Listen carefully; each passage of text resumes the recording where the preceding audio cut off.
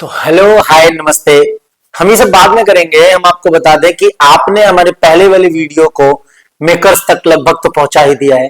उसके लिए हम आपके शुक्रगुजार हैं। और आपको एक और बात बता दें कि आज सुबह सुबह मैंने एक न्यूज देखी जिसमें दिखा कि रणवीर इलाहाबादिया जिसने एक काफी वाहियात किस्म का एक शो बनाया था, एक पॉडकास्ट बनाया था जहां बहुत सारे सेलिब्रिटीज आते थे, बहुत सारे रिपुटेटेड पर्सनालिटीज आते थे, लेकिन उन्होंने आने से मना कर दिया। उसमें एक नाम बी प्राक का मैं भी ना है यार एक जो काफी पॉडकास्ट में अच्छे जाने वाला सिंगर था है, अभी। जिनका काफी नाम जो है, जो बियर बहुत ही बाइसेप्स मशहूर है। उन्होंने आने से विल मना बी कर दिया। कैंसल।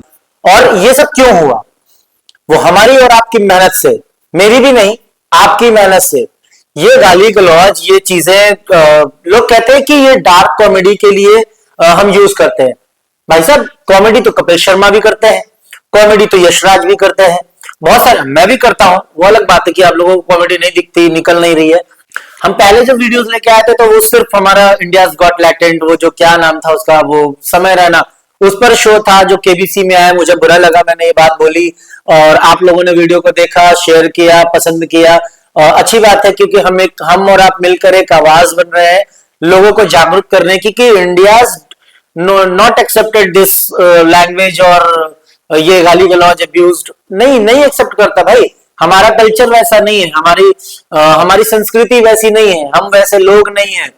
क्योंकि ये आज के टाइम पे लोग कहते हैं डिजिटल जाइए, लोगों को स्कूल कॉलेजेस बच्चों को पढ़ाने के लिए कहते हैं लैपटॉप से पढ़ाई कराइए, फोन से पढ़ाई कराइए। वो जो छोटे छोटे बच्चे रणवीर इलाहाबादिया और समय रैनाज जैसे लोगों का शो देखते होंगे, उनके ऊपर क्या असर पड़ेगा या फ्यूचर में वो क्या बनेंगे? उन्हें तो सिर्फ एक ही चीज समझ आएगी ना कि अगर कुछ नहीं कर पा रहा लाइफ में तो एक काम करो कि यूट्यूब चैनल खोल लो, गाली गलौज शुरू कर दो और वायरल हो जाओगे। उससे पैसे भी आ जाएंगे और आपका स्टारडम भी हो जाएगा, आपका नाम भी हो जाएगा। पैसे आ ही रहे हैं, फिर आपको कोई काम करने की या पढ़ाई करने की जरूरत ही क्या? क्यों इतनी मेहनत करके डॉक्टर बनना, एमबीबीएस करना, एमडी बनना, या फिर क्यों डिग्रीज लेना, किसी भी सब्जेक्ट में स्पेशलाइज करना, क्यों आर्मी में जाना, क्यों कहीं और जाना? हमें यही सब करना है ना, तो फिर यही हो जाएगा। हम यही कर लेंगे, हमारा सब कुछ सेटल हो जाएगा। हर कोई सेटल होना चाहता है ना।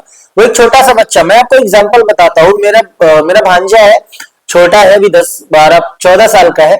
और मुझसे कुछ दिन पहले, मुझसे नहीं अपनी नानी से, वो कहता है कि मैं उसे क्रिकेटर बनाना चाहता हूँ, मैं उसके एकेडमी में दाखिला करवाना चाहता हूँ। और मुझे कुछ दिन पहले, अभी 2 4 दिन पहले मुझे पता चलता है कि वो अपनी नानी से कहता है कि मैं बिजनेसमैन बनूंगा। कैसा बिजनेसमैन? मैं पानी की फैक्ट्री डालूंगा। भाई साहब, पानी की फैक्ट्री डालना मजाक है क्या? फिर मैंने उसे समझाया कि बेटा देख, प्रोसेस क्या है, कैसे कैसे क्या करते हैं। अभी क्या बम्बर नल से ऐसा पानी भर के बॉटल में डाल के तो नहीं कर सकते। तो मैंने उसे बताया कि 3 4 करोड़ लगते हैं, रजिस्ट्रेशन है, बीआईएस है, वगैरह वगैरह। उसके जो प्रोसीजर थे मैंने उसे बताए। पर कहने का मतलब ये कि आई केम टू माई टॉपिक कि सुबह की जो न्यूज मैंने देखी उसमें न सिर्फ रणवीर इलाहाबादिया बल्कि समय रैना और अपूर्व मखीजा, ये तीनों लोगों के ऊपर केस फाइल किया गया है। मुंबई पुलिस एक्शन में है। और सिर्फ इतना ही नहीं, अब इसका चर्चा संसद में भी हो रहा है कि इस तरीके की चीजों पर लगाम लगाना चाहिए, सेंट्रल गवर्नमेंट को ध्यान देना चाहिए। और इस पर सेंसरशिप की भी बात हो रही है। बहुत अच्छी बात होगी कि सेंसरशिप पे बात होगी। जब आप 18+ होते हैं तो आप कुछ भी देखने के योग्य होते हैं, वो प्राइवेट चीजें आप देख सकते हैं। लेकिन क्या यूट्यूब पर तो ऐसे कोई सिस्टम नहीं है? यूट्यूब तो पूरी तरीके से खुला है, खुला बाजार है। तो वहां पे इस तरीके की चीजें होनी चाहिए। और कुछ भी हो, सेंसरशिप आ जानी चाहिए, वो बहुत अच्छी बात है। संसद में बात उठी, ये भी बहुत अच्छी बात है। आपने कोशिश की, बहुत सारे लोगों के मैंने वो कमेंट्स नीचे पढ़े, वो अच्छा लगा कि आपने भी अपील करी है, आपने भी इसे बंद कराने की कोशिश करी है। ये घटिया शो, जो भी इस तरीके की गाली गलौज की बातें होती है, इसे बंद होना चाहिए। क्योंकि आज अगर हम ये कदम नहीं उठाते तो कल आने वाला कल जो है वो आपके बच्चों का, हमारे बच्चों का फ्यूचर खराब करेगा। वो ना आप चाहते होंगे ना मैं चाहता हूं। तो जैसा कि आपने मेरे साथ कदम से कदम मिलाकर आप चले, आपने मेरे पिछले वाले वीडियो जिसके लिए मैंने समय रैना की बात करी कि उसे बैन करना चाहिए, उनके शो को बैन करना चाहिए, जहां आप डार्क कॉमेडी के नाम पर न सिर्फ गाली गलौज करते हो, माता पिता के सेक्सुअल रिलेशनशिप पर भी बात करते हो। भाई साहब, कौन सी दुनिया से आए हो आप? क्या ये जो सवाल आप पूछते हो, ये क्या आप अपने माँ बाप से पूछ सकते हो? ये क्या अपनी माँ बाप के साथ देख सकते हो? नहीं, नहीं देख सकते। फिर आपकी वो मर्यादा और वगैरह वगैरह चीजें आ जाती है। कहां रहते हो भाई? कौन सी दुनिया में, कौन सा नशा करके ये सब बातें पूछ लेते हो? आप एक रेपुटेटेड पर्सनालिटी बनना चाहते हो तो ये क्या गंदी हरकतें करके या ये गंदे गंदे क्वेश्चंस करके आप सेलिब्रिटी से पूछ सकते हो? I like the decision of B Prague. मैं उनको, उनकी बात को पसंद करता हूं कि उनका जो डिसीजन था कि वो नहीं जाएंगे, बहुत अच्छा किया उन्होंने कि वो नहीं गए। और देश जाग रहा है इन सब चीजों पे। ये फुहड़ता जो यूट्यूब पे चला करती थी वो धीरे धीरे यहां से भी खत्म होने की कगार पे है और खत्म होगी। जैसा कि आपने मेरी पिछली वीडियो को शेयर किया, सपोर्ट किया, वैसा ये भी करें। मैं बस आपसे यही एक छोटी सी गुजारिश करना चाहता हूं कि इस तरह की फुहड़ता को अपने दिमाग से भी निकाल दीजिए, दूर रखिए। क्योंकि ये कुछ चीजें हैं, हम सब जानते हैं कि आप भी जानते हैं कि कपड़े के अंदर हम नंगे हैं, तो क्या मतलब है हम इसे नंगा होकर दिखाएं तभी आप मानेंगे कि वो नंगा है?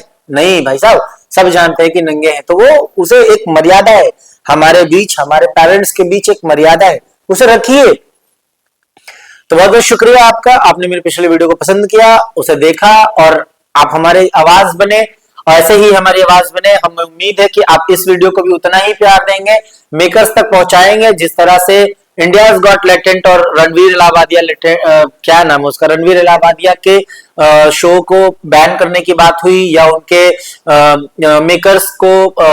मेकर्स के खिलाफ केस हुआ, वो काफी अच्छा लगा मुझे कि ऐसे लोगों के खिलाफ केस होना चाहिए। क्योंकि जब यहां से लगाम लगाई जाएगी तब पीछे कोई और इस तरह का नहीं पनपेगा।